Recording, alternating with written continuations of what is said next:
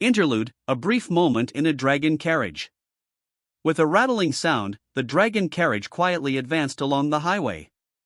Protected by the blessing, Subaru was truly able to enjoy a tranquil journey in a dragon carriage for the first time. Subaru's dragon carriage experiences had always been messy, so it was the first time he was able to travel in such peace and quiet. The first peaceful journey to the royal capital had been ruined by Subaru's selfish excesses, so it didn't count. And amid this first experience, hey, Petra, aren't you kinda close? Isn't this fine, Subaru? After all, Big Sis has been hogging you the whole time until now. Subaru strained a smile as Petra said that to him and looked up with big, round eyes. She was sitting to Subaru's left and had been nuzzled against him, never leaving his side, since they'd set out again. That's not true, Petra. Earlier, Subaru and I had, yes, we had something really important to talk about, so, Just so you know, Big Sis, I am definitely not losing to you. A red-faced Emilia tried to make excuses, but Petra didn't heed her one bit. But they weren't acting like they seriously scorned each other. If anything, they looked like they'd been teasing each other forever, which brought a big grin to Subaru's lips. Emilia-tan, you're talking with a child. You need to laugh and let these things slide with a smile on your face. I will not. Even with a child, I cannot behave in such an off-the-cuff manner. No one uses off-the-cuff anymore, playing that game again. Emilia's lips tensed in displeasure, and Petra, unhappy to be treated like a child, tugged on Subaru's sleeve with a look of dissatisfaction. Sorry, begged Subaru, giving a little, pained smile as he apologized to both of them. At present Subaru and the others were heading to the capital with the children in a carriage after they'd had to change from the one that had been booby-trapped. Other than Petra, the exhausted children were asleep, and to be blunt, their snores and Petra's pressing up against Subaru were like his salvation. After all, he couldn't handle being alone with Emilia after what had happened earlier. He'd confessed to her, making all kinds of embarrassing statements in the process. Now that he calmly thought back upon making all kinds of cool-sounding statements, like about patiently waiting for her answer, he was about ready to expect jets of fire to sprout from his face. Subaru, what is it? You're making a strange face. I was just thinking that Petra's been a big help. I mean, she kept her promise not to leave Emilia-tan alone. She's been a very good girl. Ha. As Petra looked up at him, Subaru gently stroked her hair and explained the second thing he was grateful to her for. If, by some chance, Petra and the other children had let go of Emilia, she might have done something reckless and gotten herself hurt again. This had been avoided, and Subaru was able to see all his efforts come to fruition thanks to Petra and the other children around them. Truly he had been blessed, perhaps too much, even. Once things calm down, there's way too many people I need to thank. He owed Crush's followers a big thank you, then another to the Anastasia faction for the aid of the Iron Fangs, and though it pained him, Julius's assistance had been a godsend as well. Russell had helped out in regard to the White Whale, plus he still owed a debt to Otto for his aid at the very end. Subaru had a lot of things to do. There's a mountain of stuff I've got to think about, There was the issue of credit being due to the expeditionary force for taking down both the White Whale and Sloth, plus the alliance that had been struck with the Crush camp. There was also the matter of pressing the absent Roswell to take responsibility for compensating Earlham Village and dealing with various other matters that remained. Many difficulties lay before Subaru, especially the talk that loomed largest on that mountain-like pile. Emilia-tan. There's something really important I have to talk to you about. What is it? As Subaru gingerly brought the matter up, Emilia looked over to him with eyes full of trust. When Subaru gazed at those eyes and the emotions resting within, the task he had to carry out truly sunk in. At the same time, to be blunt, it frightened him to ponder whether the look in those eyes would change after he cleared the air. Naturally, the matter he could not avoid telling Emilia about concerned another girl, Remington. During the current loop, there was no one who'd aided Subaru as wholeheartedly as Remington. It was Rem's deep love and devotion that had gently healed Subaru's broken heart, allowing him to summon the will to rekindle the fight against fate every time he had to start over. Had it not been for Rem, the Subaru sitting before Emilia would not have existed. That was why Subaru harbored deep feelings for Rem that were special in their own way. Even if they were different from those he felt for Emilia, nothing else could compare to their strength and size. Accordingly, Subaru settled on framing it around that he knew full well that it was an awful way of thinking. This is really hard to say, but please, listen to me. Of course, I'm resigned to Ram kicking my ass when I tell her about this, but I wanted to tell you first, Emilia-tan. Subaru's odd, halting preamble left Emilia with a perplexed expression on her face. Seeing that nearly dulled his determination, but he hardened his resolve, feeling his courage bolstered by the battle with the witch cult. He worked the wheels in his brain at maximum speed, multiplying everything by return by death to reach the most optimal way to explain. Actually, I wanted to talk about Remington. Where I'm concerned, Rem, well, you must have figured it out, right? I mean, well, she said a fair bit about it. Sweat oozed from Subaru's brow as he desperately tried to find the next words. Now that he was faced with giving the most awful confession in history, his courage, resolve, and experiences from return by death all failed him. With Subaru already devolving into rambling excuses, drenched with cold sweat as he found it hard to speak, Emilia raised a hand. Hold on a moment. Subaru, calm down. I don't understand what you're trying to say, and I know that you're trying really, really hard, Subaru. Be a good boy and take it slow. I'm not sure what to think about the good boy part. No, wait, I'm not being very manly here. Okay, I'll just spit it out. See, Rem told me that she loves me just as much as I love you, Emilia, so... He meant to build on the momentum from where he had just left off, but his words died out. Having put his feelings into it with all his strength, he was sure that Emilia would be shocked at exactly what he was confessing to. The mere thought of how she might react terrified him. Very, very tenderly, he watched for her response. However, Emilia's reaction was completely different from what Subaru had expected. Subaru's words made Emilia's brows draw up. She touched a finger to her lips as she silently sank into thought. Was she mulling over his words, her anger building towards Subaru? It didn't seem like that at all. Subaru. Yes? When Emilia called his name, Subaru looked straight her. Emilia resolutely faced Subaru's determined eyes head-on. However, her gaze also contained bewilderment, and Subaru couldn't understand why. Then, the next words she spoke were literally beyond Subaru's comprehension. Who's Rem? Fragments, Rem Natsuki. A loud, crying voice echoed under the clear, blue sky. It was the crying voice of a baby girl. Already she was crying with all her heart and soul. Displaying emotions with every bit of available strength was a privilege reserved for babes. As he embraced that sentiment, he was shocked with himself, for it was not the thought of the young. So this is longing for youth. Maybe I should cry like Spica and return to the innocence of childhood? If an adult acts like that on a public street, there's nothing I can do to help, you know? When Subaru, feeling the weight of his years, made that murmur, the boy beside him played the straight man. Upon that exchange, the baby in Subaru's arms, the girl named Spica, took a deep, deep breath and went, "Ay. Whoa! Spica's crying. Hey, ReZero, you're her older brother. Do something." You say that, but the fact you yourself aren't doing anything about it is a lot worse. The two males of the household batted responsibility back and forth with the baby between them. The uproar attracted the attention of nearby pedestrians, but when they saw which three people were making the ruckus, they all thought, same as usual, and promptly lost interest.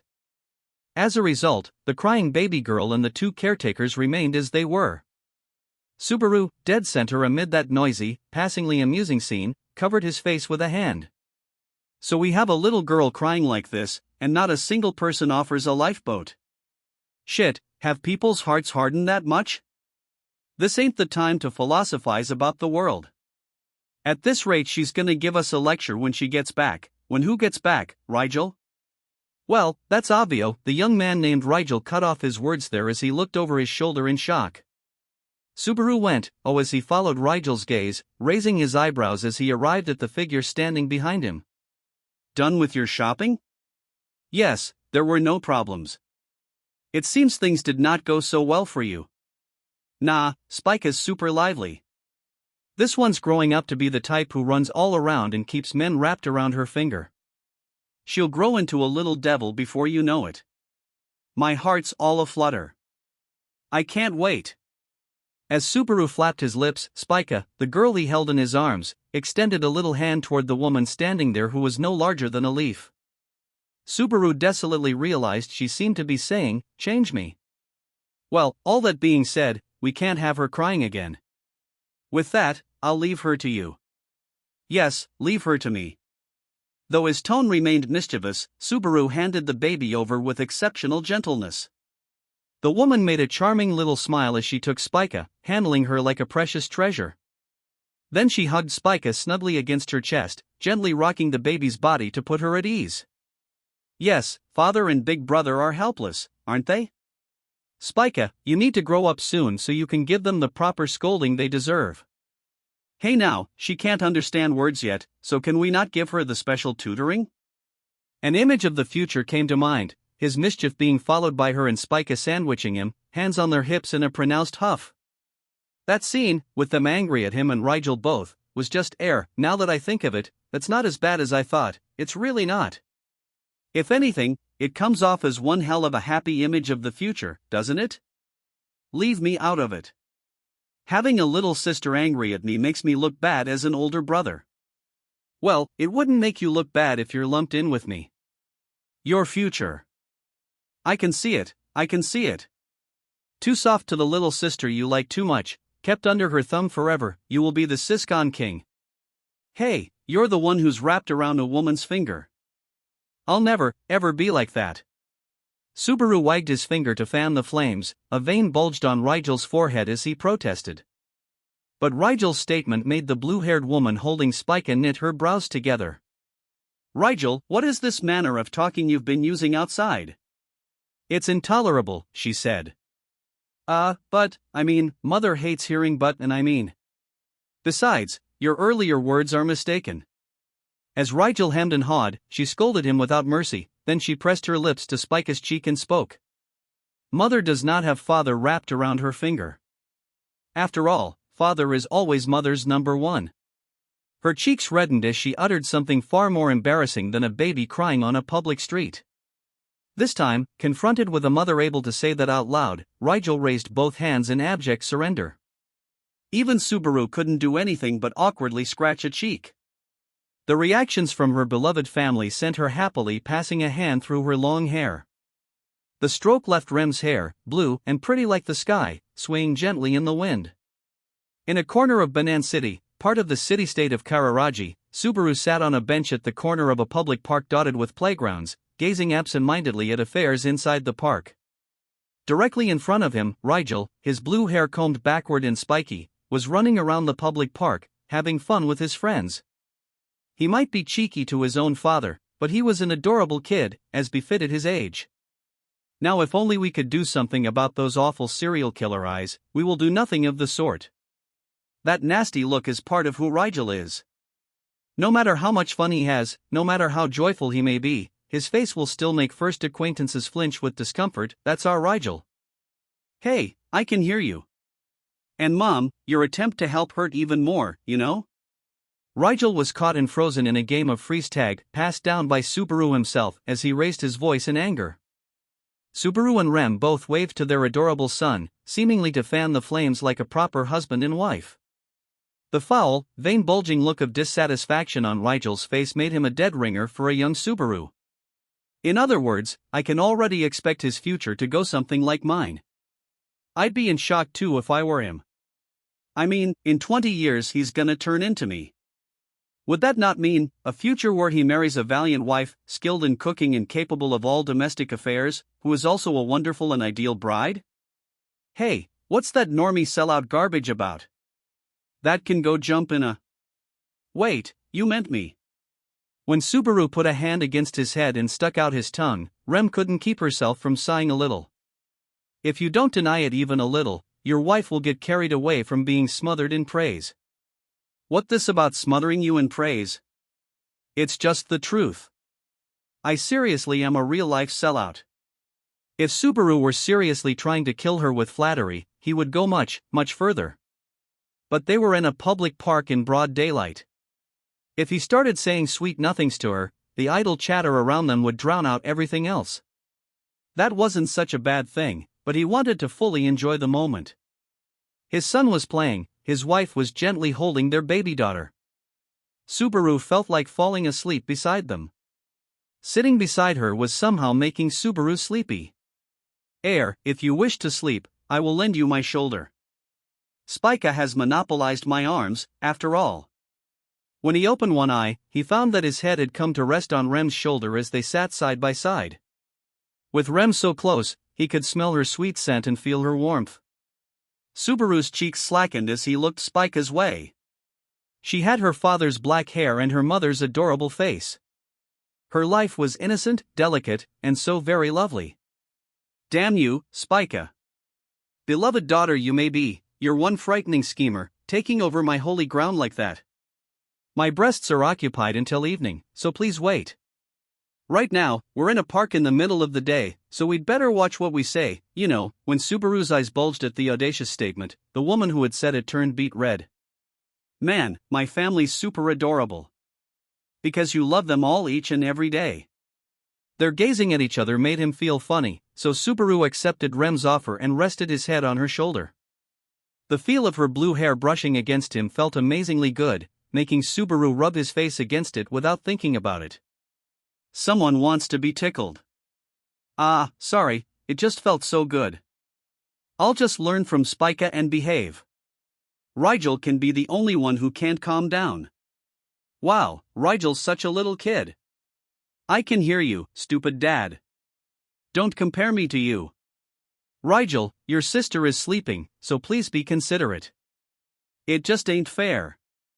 The still frozen Rigel shouted at the absurdity, but no one in the family backed him up. Adding to his woes, no one came to rescue Rigel from his frozen state. He was in quite an isolated position. Though he resembled Subaru in appearance and mannerisms, the surrounding children did not tease him about that, which Subaru thought was incredibly kind on their part, but you can't turn out like that, Spica. Only big bro acting like that is enough. Well, you take after mother, so your future is bright. I only pray you don't get caught by a no-good man like me. There is no substitute for you. My darling is the greatest in the whole world.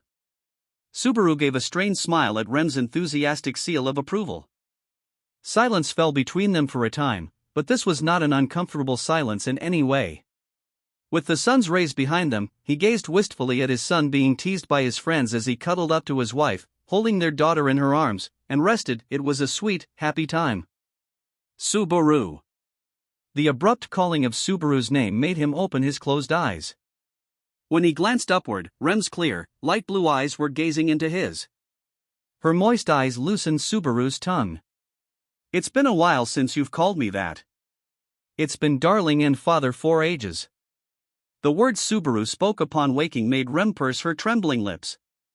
He was looking at the face Rem had often worn several years ago, right after they ran away. Subaru could tell even when Rem tried to hide it. After all, he'd always had his eyes on her. Bathed by the wind, Subaru narrowed his eyes. It had been Rem who'd invited him on a family outing that day. He'd guessed that she had a reason for that. After all, today, it's been 8 years since that day, huh? You noticed? Well, to me, no, to us, that was the day everything changed, right? It's not that I noticed or remembered, it's that I can't forget. There's no way can I forget. It was the day he had submitted to fate, the day he had thrown everything away and fled with Remington. It was a day when he'd meant to give everything up, but there was one thing only he hadn't given up on. On that day he'd had her love, and the Subaru sitting there existed thanks to that. Subaru, do you? Rem had consciously stopped calling him by that familiar name since they'd fled to Kararaji. It was no doubt a ritual by which she'd left their old lives behind. All that time, Subaru hadn't asked her to divulge the true intent behind it, nor had Rem told Subaru on her own. As for what led her to depart from the ritual she had continued for so long, that was, regret it? Regret? Yes, that you ran away. That you gave up. That you threw everything away. That you, if you're gonna say, pick me, I'm gonna be ultra mad. I'll grab Rigel and Spica and head back home right now. Nah, I'll leave Rigel here. He saw that Rigel was giving him a foul look, but Subaru spoke anyway. Mother and I are having an important discussion, thrusting his son's concerns into a bottomless pit. Now look here, he said afterward, turning back toward Rem as he spoke. That's quite something to ask all of a sudden after 8 years, and I'm not sure how many dozens or hundreds of times saying this is gonna help, but, yes. I love you the most in the whole world. You're the only bride for me, and I'm the only man for you. You're not a cheap woman, a guy like me doesn't settle for someone like you. As they gazed at one another, Subaru's fingertip gave Rem's forehead a light flick. Then he drew close to the surprised girl's face and spoke. It's like I swore that day.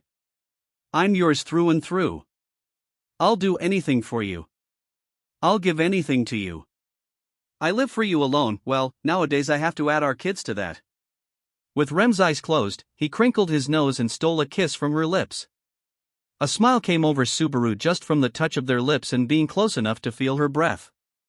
No matter how many years passed, that childish mischievousness of his always stayed the same. Can't you stop worrying now? I am sorry. I always worry. I mean, I love you more and more, Subaru. Even though I keep thinking, there can never be a happier time than this, I become happier and happier. I love, I rejoice, and so I worry. Tears appeared in Rem's eyes. She shook her head a little, even as she professed her own happiness. After shaking her head, she touched her cheek to Subaru's, allowing their mutual warmth to flow between them as she spoke. I worry that you'll go away, and I won't be able to touch you like this anymore. Relax. I'm not leaving your side and I'm not going away. As long as you love me, I'm never pulling away from you. My love for you will never run out, Subaru. We'll be together forever, then. I love you, Remington. Rem didn't know what to do with her own feelings as Subaru kissed her again. Frozen in surprise, she sank deep inside herself as their hot tongues intertwined once more. When she felt his tongue depart, savoring the sensation of his saliva on her front teeth, her breath was slightly ragged when Subaru continued, Don't make me say stupid stuff like maybe I settled for you in the first place. So what then? Instead of love for Rigel and Spica, I should pity them? Spica's the crystallization of our love all according to plan, and Rigel's the kid born from our youth and burning love running wild. It was quite a time when Rigel was born. When Subaru put a hand on his hip and lectured her, Rem smiled softly as she looked back at him, reminiscing. Even though we needed to find a house and a job here in Kararaji and set up a calm, stable life, well, hey, we were young, so we couldn't just hold off. And even though you were tired from work, you became very energetic in the evening, Subaru. Hey, when you're young you have energy to spare, right? I got pregnant almost at the same time as getting full-time work, so my head was pretty much a haze at the time. A man really doesn't like acknowledging the so-called mistakes of his youth. Subaru deeply felt Rem's vigorous counterattack as he gazed into the distance and murmured. On the other end, Rigel grimaced at being treated like Subaru's mistake, but he apparently read the mood and refrained from intruding. Not bad for a son of his. Well, I was happy, too. When you told me, at first I had just a little bit of blood dripping from my nose, and then when I tried to check if it was a dream or not, it was actually bleeding from after you slugged me. Rem had lost her temper a fair bit, too, so the haymaker punch he'd received had sent him crashing into the wall with enough force to make their temporary residence tilt. It had been bad enough he had resigned himself to possibly experiencing return by death once again after a long hiatus. At any rate, Subaru was able to recall every detail of when Rem had informed him of her pregnancy, including the warm feelings welling up in his chest at the time.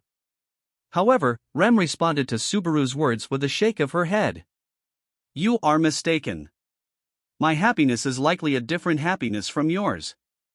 What I think of happiness is happiness that I did not have to lose you, Subaru. Rigel is the tangible bond born between Subaru and Remington. It may be a poor way to say it, but a child born between us firmly tied you to me so that you would never leave my side. That made me happy. Perhaps he'd been leaning on her ever since those days of uncertainty. He'd thrown away anything and everything until that point, the two of them fleeing to a new land with nothing but each other.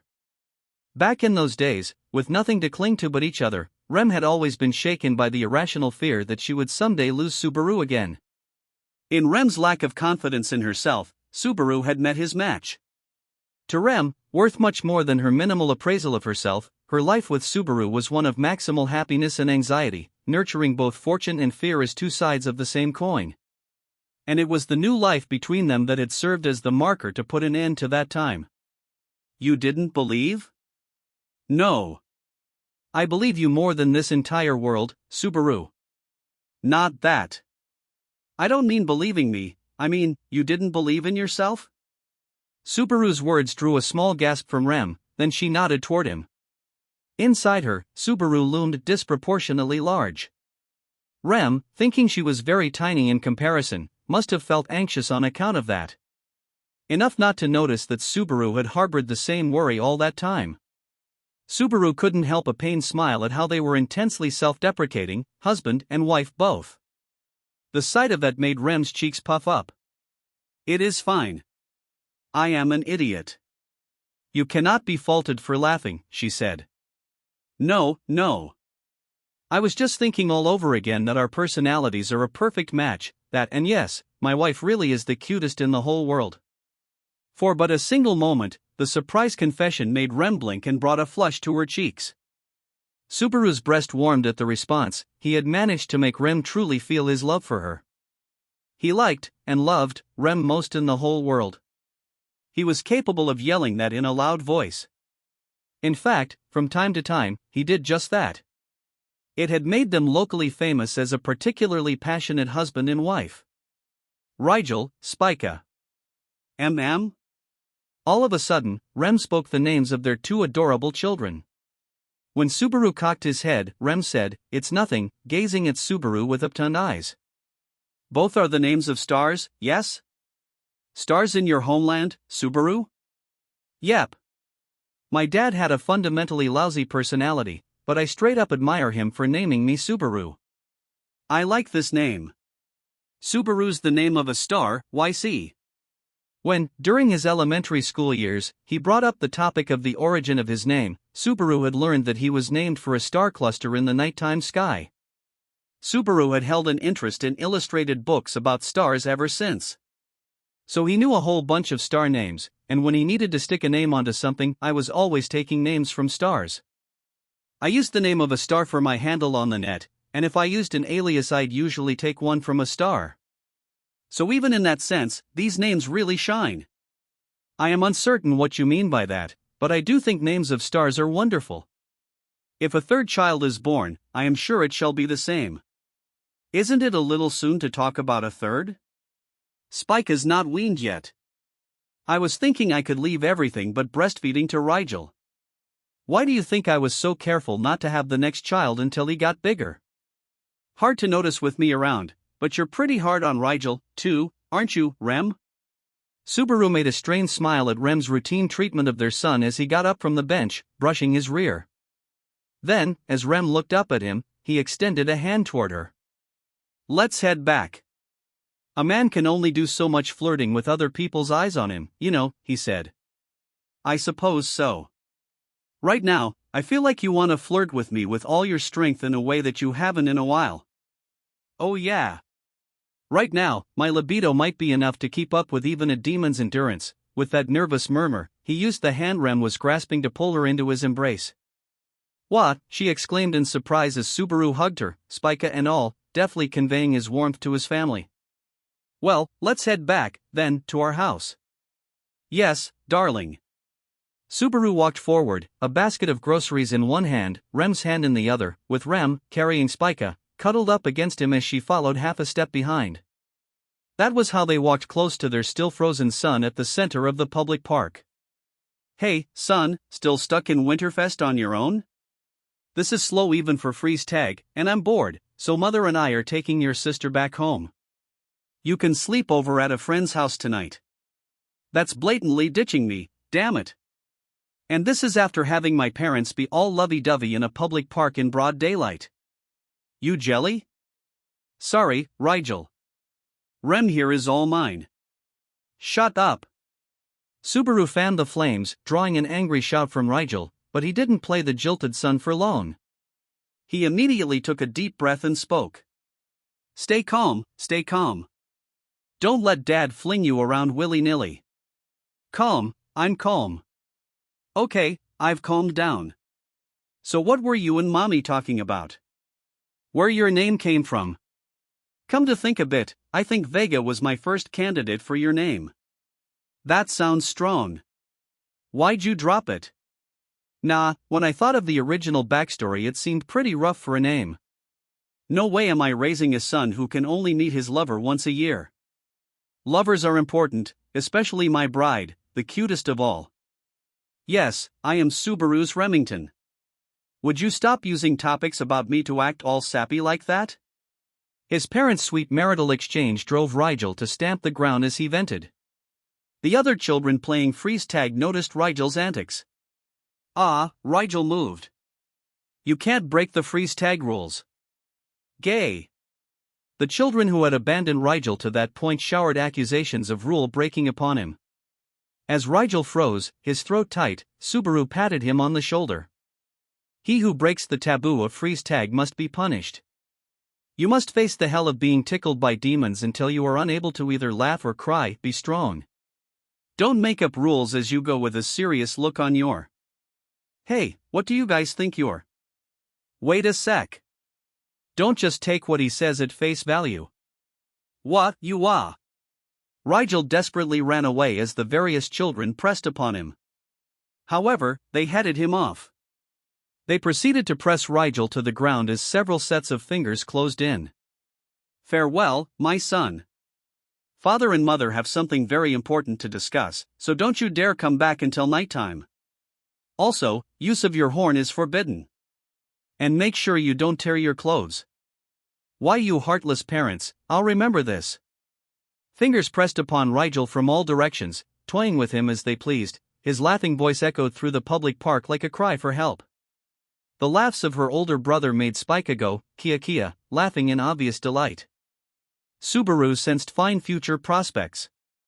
Probably Spica's growth would further solidify Rigel's place in the Natsuki family. Having displayed his boundless love for their beloved son by tweaking his nose just a little, Subaru walked forward, leading Rem by the hand. And so he headed toward his own house, the place where he lived with his precious family in tranquility and happiness. Subaru. When he abruptly felt his arm tugged, Subaru stopped and looked back.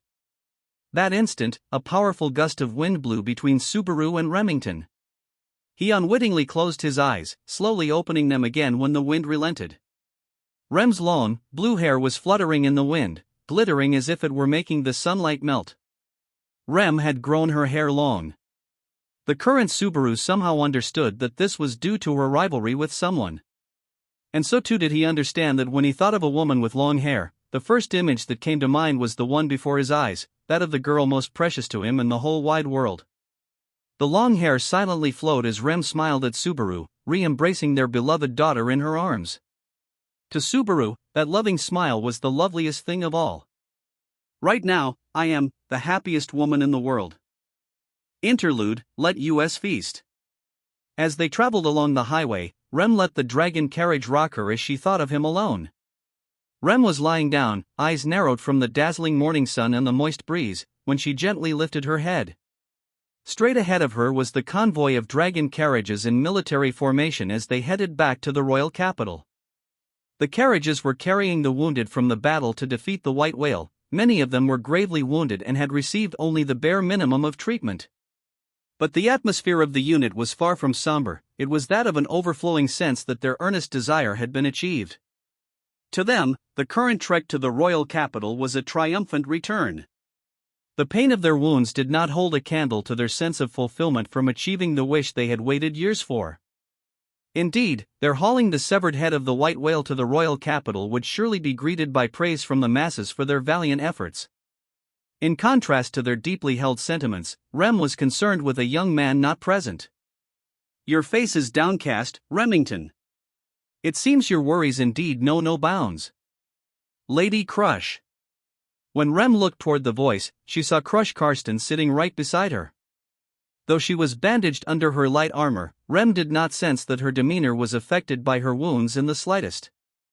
But there were traces of fatigue upon even her gallant face. She was in precarious enough territory that she was riding a dragon carriage, not on her favorite land dragon. However, as Rem nodded toward her, Crush cast her fatigue aside in the blink of an eye. Ferris, Wilhelm, and the expeditionary force accompanying them are brave, highly trained warriors. He shall surely have Ricardo and the Iron Fangs aiding him. Besides, it is difficult to believe that Anastasia Hashin does not have other measures prepared. The witch cult's numbers are unknown, but it is not a losing battle. I wonder if it is selfish of me to worry. Even so, once the seed of worry has taken root, stepping on it is not helpful. If you are the cause, you must overcome yourself with devotion and resolve. But one finds the self to be a difficult opponent. Forgive me, helping others find peace of mind is not my specialty. Seeing the gloom on Rem's face deepen, Crush lowered her eyes, realizing that she had misspoken. That instant, Rem broke into a small, spontaneous smile at how the woman who had felt so detached to date suddenly felt very close to her. Very good, said Crush, drawing her chin in upon seeing that smile. Subaru Natsuki said it well. That a smiling face suits you better, Remington hearing it from the side. I thought it mere flattery, but it is less idiotic than I expected. If you were to smile, Lady Crush, the air you give off would surely change as well. You are always so imposing. I believe you would display a wonderful smile. I wonder. I am a woman poor at smiling. I have always regretted it, and do so even now. Rem's suggestion caused Crush to avert her gaze and murmur thusly. There was a smile carved upon her lips, but this was a slight smile, one plainly at her own expense.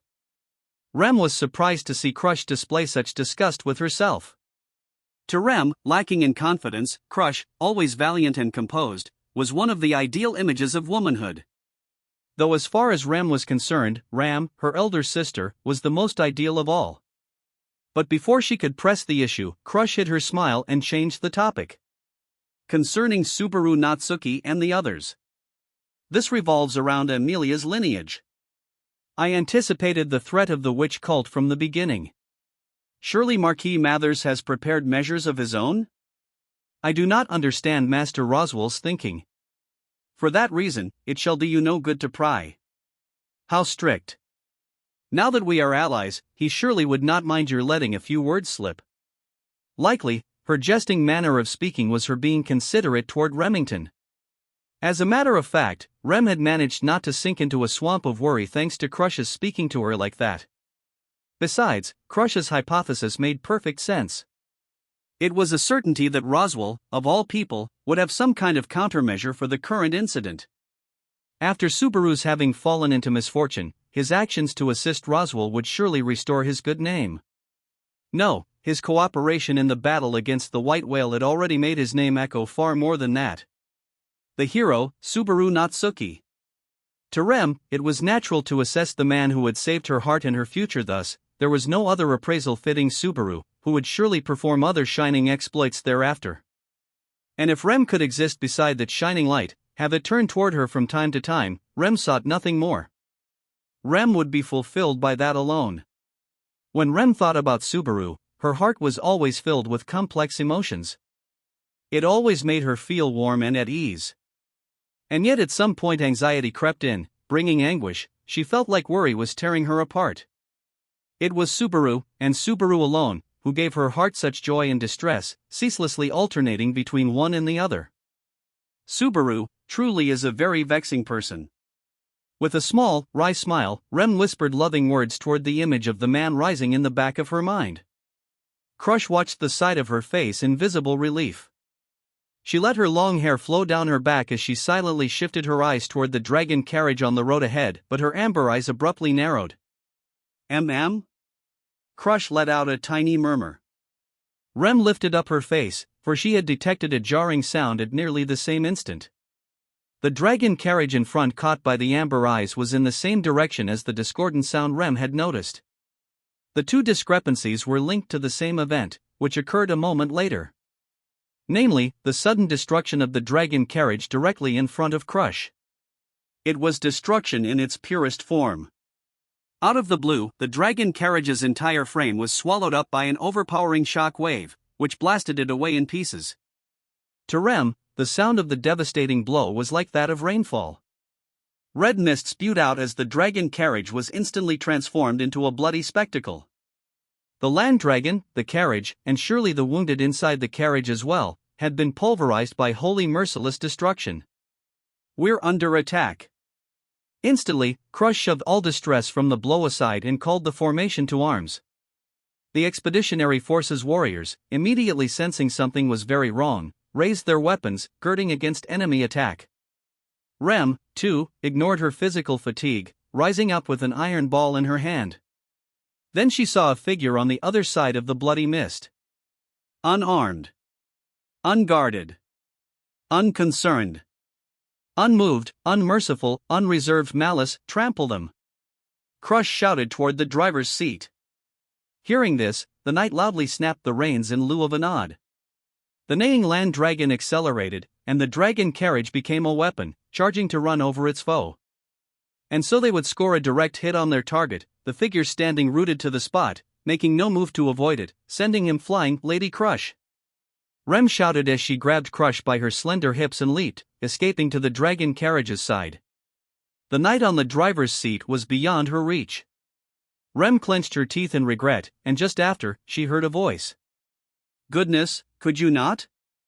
I think running over someone who's done nothing is slightly beyond what decent people would do." It was a gentle voice speaking with all the urgency of someone taking an early afternoon stroll in a public park. In fact, if she'd heard such words in a public park, Rem would have been far less shocked. Yet that voice had unleashed the destruction that had shattered a dragon carriage in a tragic spectacle of blood spatter. At a glance, he was an utterly unremarkable individual. He was of medium height, with a medium build, and he had naturally white hair that was neither short nor long.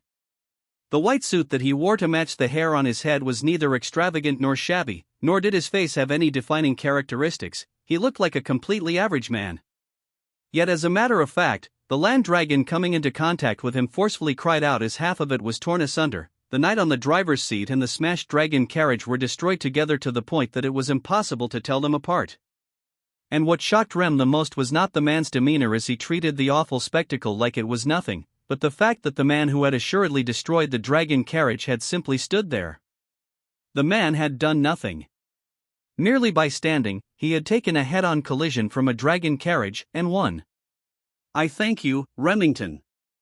You saved me, but it seems the situation has improved little." As Rem stood frozen, Crush, embraced in her arms, rose to her own feet. She remained wary of the still unarmed man as she turned a painful eye toward the bloody remnants of the dragon carriage. "How dare you inflict such cruelty on my retainers? Who are you?" Razor-sharp will to fight rested in Crush's eyes as she posed the question to the man in a hard voice. Upon receiving Crush's question, the man touched his own chin, nodding multiple times as he spoke. I see. That means you do know nothing about me. But I know all about you. Right now, the royal capital, no, the entire nation is astir where you are all concerned, candidates to become the next ruler. Even if I have little interest in titles and the affairs of the world, I can imagine it takes a great deal of resolve to bear such burdens. It must be so hard for you. Enough idle chit-chat, answer my question or I shall strike you down. What a terrible thing to say, but perhaps arrogance of this level is mandatory if one is to support a nation on her shoulders, not that I can understand even a smidgen of that emotion, mind you. Well, I suppose I could never understand the thoughts of someone who actually wants the throne and having that responsibility piled upon her. Not understanding does not mean I am putting them down. You see, unlike you, I simply lack such arrogance. The man continued to ignore Crush's demand as he spoke glibly at length. But, I told you there would not be a third chance. Crush made that calm statement at the same time that she waved her arm, unleashing a blade of wind. This was Crush's technique, 1 blow, 100 felt, the product of wind magic and her blessing of wind reading. The man was slashed by the invisible cutting attack, able to slay a person, before he even realized he had been sliced. It was this might with the sword by which Crush had protected the Duchy of Karsten in her first sortie, preventing damage when the demon beast known as the Great Hare appeared, causing rumors of the Valkyrie to quickly spread. It was a hearty sword blow that could even rend the thick hide of the white whale, sending a beast of that size crashing to the ground. A man's flesh, with a mass greatly inferior to that of the demon beasts, could not possibly withstand such a blow. And yet, who raised you to cut a man down in the middle of a pleasant conversation? Tilting his head, the man stood there, his body showered with the slicing blow, only to easily shrug it off. The cutting attack that had rent even the white whale hadn't even made him twitch. There was no sign of the man's flesh, no, not even of the man's clothes having been cut. It was thanks to an unknown phenomenon that did far more than merely defend against Crush's invisible blade. Crush gasped. Rem's body froze up from the work of a different abnormal phenomenon. Looking at the two in front of him, the man sighed and pushed up his forelocks in annoyance. Now hold on, I'm speaking. I'm speaking, okay? Isn't it strange to interrupt a man when he's speaking? Not that I feel like asserting the right to speak, but it's common sense not to bother a man when he's trying to say something. Now, you're free to listen or not, so I won't complain about that part, but you deciding not to let me speak, that's just, how self-centered is that? The man spoke rapidly as he began to scuff the ground with the tip of his shoe. The pair maintained an awkward silence as the man pointed at them, clicking his tongue in further annoyance. And now silence. What's up with you people? You heard me. I know you heard me. I asked questions, didn't I? Then answer me. That's how it works. And you won't even do that. You don't want to. Ah, liberty. This is your liberty at work. This is how you employ your own liberty. That's fine, do as you please. But you know what that means, don't you? The man leaned forward as the mad glint in his eyes grew stronger. Then, it means that you're belittling my rights, the very few things I personally own, yes? A chill raced up Rem's spine. The next moment the man moved. Without warning, he listlessly raised his dangling arms, and a faint vortex of wind erupted. Right after, in a line directly above the man's arms, the ground, the air, the world, broke.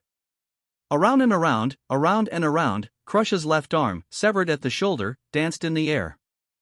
The arm, still posed as if it were holding the invisible blade, flew, scattering blood droplets all around as it fell to the earth.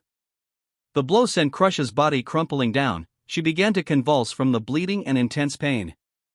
Lady, Crush, after spending several seconds dumbfounded, Rem snapped back and leaped toward Crush. Putting her hand against Crush's bleeding wound, Rem wrung out the scant mana she had to stop the bleeding and treated with all her strength. Crush's arm had been cleanly severed, flesh, bone, and nerves sliced through. No matter how out of place, Rem couldn't help but admire the terrifyingly perfect cut. Fair is. UAA, you? In Rem's arms, Crush's vision wandered as she spoke those words. Her right hand gripped Rem's foot hard enough to make her bones creak. Rem bit down, enduring Crush's struggle to live. She glowered at the wicked deed of the man before her. Rem had absolutely no understanding of the indecipherable man's means of attack and defense. As she pondered how to shield the wounded Crush and get her away from the man, Rem suddenly realized that something else felt off. During all of this, the other knights had strangely not joined the battle. No matter how much I eat, it's still not enough. This is why we can't stop living. Eat, eat, bite, chew, swallow, swallow more, tear, crush, drink. Gorge. Ah, that was a feast. The same time the insight hit her, the high-pitched voice of a youth reached her from behind. A chill equal to that caused by the man before her caused Rem to look back in fright. And behind her, at the center of the stopped convoy of dragon carriages, she saw a blood-smeared youth kicking the knights who had fallen before him. He was a short youth with light brown hair that went down to the knees. His height was equal to Rem's or even lower. He was probably 12 or 13 years of age. Under his unkempt hair, he wore tattered clothes over his diminutive frame. His bare limbs were covered in dirt and grime, and stained from large amounts of blood spatter. Not one of the knights tumbled at his feet was moving. The youth had wiped out the surrounding knights while Crush was battered in the white-haired man's attack. You are. Rem's lips quivered, for she was dumbfounded that she had not even sensed the combat taking place. Hemmed in by bizarre opponents to the front and the back, Rem picked Crush up and slowly backed away. Blood flowing from Crush's wound was staining the grassland red. The air felt chill, as if to mock Rem's fearful heart. Rem's trembling question prompted man and boy to glance at each other's faces. Then the pair nodded, as if giving each other a signal, whereupon devilish smiles came over both, as if such violent acts were deeply familiar to them. Then they introduced themselves. Archbishop of the 7 deadly sins of the witch cult, Regulus Corneas, charged with greed. Archbishop of the 7 deadly sins of the witch cult, Libatin Catos, charged with gluttony. They were members of the witch cult and archbishops at that. Ignoring Rem, who froze when their titles reached her ears, the excitable-looking youth, Libatin Catos, looked around at the fallen knights, fondly licking his lips. Oh yeah, coming here for a bite like this was a great idea. Considering that they took out our pet, this is a rich harvest. It's nice, it's great, it's neat, it's alright, it's good, it's great, isn't it? Of course it's great. It's been a while since we've been able to eat our fill. To be honest, I just can't understand that part about you. Why can you not be satisfied with what you have right now? You know, people can only carry what will fit in the 2 hands they are born with. Why can't you understand that and hold your own cravings in check? We hate lectures, and we don't need any. We don't care if what you say is right or wrong, either. To us, nothing matters besides the feeling of an empty stomach. Baton Catos of gluttony slurped his saliva as Regulus of greed let his shoulders sink. With 2 archbishops of the 7 deadly sins having appeared simultaneously, Rem desperately searched her nearly stalled head, earnestly hammering out a plan to break out of the situation. With the combat ability present, it was impossible to crush the 2 men who had appeared before them. Crush's bleeding had stopped, but she was in nearly as precarious a condition as before. As it was unclear if the knights were dead or alive, Rem could not count on them to bolster her fighting strength. Rem herself had depleted her tiny reserve of mana by treating Crush. Even if she went into demon mode, she could not picture an outcome where she was triumphant. When she glanced around the area, she could not see any sign of the Iron Fangs. One of their units was transporting the wounded beast men and hauling the recovered head of the white whale. Likely their commander, Hitaro, had seen an opportunity and beat a hasty retreat. Perhaps, if she bought some time, they might return with reinforcements. Even if that was true, she doubted they would arrive in time. Are you here because we defeated the white whale? To avenge the demon beast. Ah, don't misunderstand. We're not interested in the dead white whale. We're interested in the people who killed the white whale. Somehow it did whatever it liked for 400 years, but you managed to kill it. I hoped you all would be ripe for the slaughter, but it turned out even better than I expected. Baton Catos bared his very sharp teeth as he wildly shook his head in vigorous excitement. Love. Chivalrous spirit. Hatred. Tenacity. Triumph. All bottled up and simmering for such a long, long time. Just having them passing down my throat makes me feel full. Is there a more beautiful food in the entire world? No, nay, nothing, surely nothing, certainly nothing, absolutely nothing. Drink. Gorge. That is what brings joy to our hearts, and our stomachs. Rem couldn't understand anything he said. Baton Catos continued to writhe as if he'd dined to excess. As his laughs reverberated for a time, Rem silently shifted her gaze. That gaze caused Regulus to wave a hand with an exasperated look. Relax. I'm not anything like him. I'm just here by pure coincidence. You think I hunger and thirst like that? I have nothing to do with such vulgar behavior. Unlike him, always pathetically unfulfilled, I would be satisfied with, well, you, even as you currently are. Regulus motioned to crush his lopped-off arm, wearing a sunny expression as he stood before Remington. I dislike conflict and the like. If times remain ordinary, peaceful and gentle, that is enough for me. That is best. I have no ambitions greater than what I can reach with my meager hands. As an individual, my hands are full simply protecting what little I call my own. Regulus closed his fist, drunk on his own performance. Rem wondered how someone who could take the lives of a land dragon and several humans, or inflict a grievous wound on a single woman, could speak like that. On the one hand was Baton Catos, who writhed from incomprehensible hunger, immersed in self-satisfaction while waving around his pet self-serving theories. On the other was Regulus, a strange man through and through. They truly had to be witch cultists. Simmering anger welled up within Rem as she rose to her feet. Rem laid Crush, sleeping like the dead, down on the ground. She lifted up her own weapon in Crush's place. Rem's little remaining mana swirled around, and a number of icicles rose in the air around her. Seeing this, the expressions on Baton Kato's and Regulus changed. "Have you listened to a single word I said? I told you, I don't want to fight. After hearing that, if you're going to act like this, that would be ignoring my opinion. That would be infringing upon my rights. That is something even my unselfish heart cannot forgive.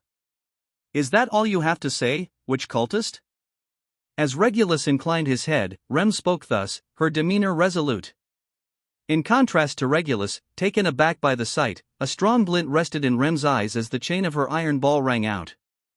"Someday a hero shall appear, a hero to destroy you all. However self-serving you are, however much misfortune your self-satisfaction creates, that man, the only hero Rem loves, shall surely bring you what you deserve." "Heh, a hero? Well, that's more fun. If you trust him that much, that'll make him all the tastier for us." Baton Kato's clapped his hands in delight as he stared at Rem, seeming to assess her. He was looking at her neither as an enemy nor as a woman. There was but a single, undiluted sentiment resting in that gaze, that of a hungry beast licking its chops in front of its food. They were an ego run amok and a violent hunger demon. Rem boldly faced them both with pride. "I am a senior servant of Marquis Roswell Mathers." As Rem made her introduction, she stopped halfway after speaking her title, shaking her head. At that moment, for that instant only, Rem introduced herself the way she truly wished her name to be known. "Now I am but a woman in love. I am Rem, the woman assisting Subaru Natsuki, the man I love most, the man who will become a hero." A beautiful white horn jutted out of Rem's forehead, granting Rem vigor as it collected the mana stored in the air around her. Power filled her entire body as she moved the hand gripping the iron ball's handle in a rhythmic motion and called forth more and more icicles. Her eyes were wide open. She was aware of the whole world around her. She felt the air around her. But the only thing traced by the back of her mind was an image of him. "Prepare yourselves, archbishops of the 7 deadly sins. Rem's hero shall surely come to strike you down." Raising her iron ball high, Rem leaped, her body shooting out, pounding the icicles home the same instant. Baton Kato seemed set to strike them down as he opened his fong-filled mouth wide and spoke. "Ah, that's the spirit. Then, without holding back, let us feast." Something struck her. Something struck her. And in that instant, she thought, "I hope that when he learns that I am gone, it sends a ripple through his heart." In her final moment, that was Rem's only wish.